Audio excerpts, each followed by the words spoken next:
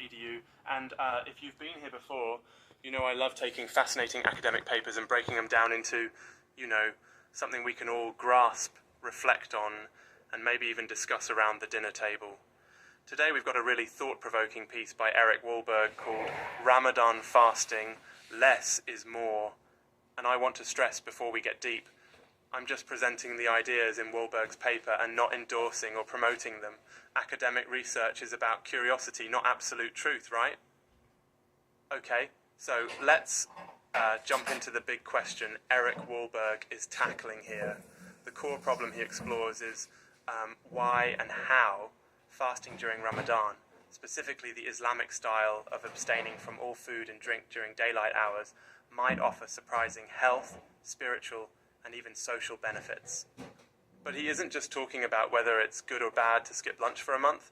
He's digging into something bigger, whether less consumption, both in food and in life, can give us more meaning, more health, more, connection with ourselves and others. Why is this significant?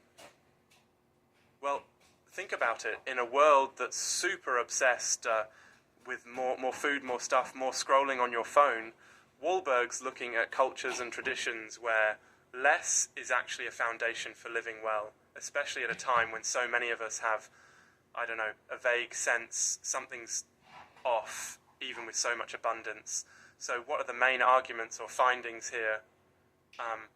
Wahlberg starts by connecting Ramadan to a whole history of fasting, not only in Islam but also Christianity, Judaism, Buddhism, even secular health circles. He points to people like Josh Mitteldorf, who practices regular fasting and claims, no joke, that it added a whole decade to his lifespan. Though again, I'm not the one making that claim. This idea that cutting back dramatically on eating can have lasting health benefits shows up in lots of scientific research, and Wahlberg gives a nod to that but says it's a bigger story. He goes on actually to talk about this sort of wild paradox of nature. If you cut your intake to just above starvation, so kind of hover at the edge but don't go all the way, your body and mind actually thrive. It's counterintuitive, isn't it? We often think of comfort and abundance as the ideal, but Wahlberg suggests that discomfort, mild hunger, some exertion, is what keeps us sharp, healthy, even happy. He brings in examples from exercise, from religious meditation. It keeps coming back to this less is more theme.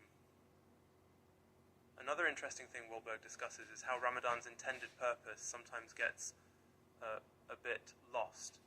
Like, the fast is designed to strip away distraction, put you face to face with your own needs, your faith, and even your community.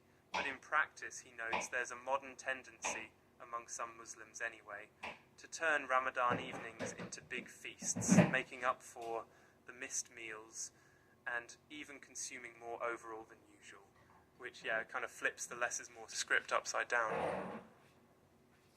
But okay, let's pause. How does this relate to listeners like us? Even if you're not celebrating Ramadan, you've probably wondered what would happen if you cut down just a bit on food or spending or noise. Would you feel clearer, healthier? Would you uncover some unexpected satisfaction? Wahlberg actually draws this out further. He riffs on how in the secular West, fasting has become trendy as a health hack, and Western cities are now decorating for Ramadan, inviting everyone to join the fast-breaking, absorbing a bit of that communal spirit. Some critics push back, worrying about commercialization, about cultural appropriation, about genuine meaning being lost. And some even debate whether non-Muslims should join. But again, Wahlberg isn't taking sides here, and neither am I. We're just looking at what's happening. Something this whole discussion made me think of, this is just a side note, is how sometimes when you get rid of stuff, like when you clean out a junk drawer, you suddenly realize you didn't even need most of it. I guess, in a way, all these traditions are kind of like a seasonal soul declutter session. I don't know. Maybe that's a stretch.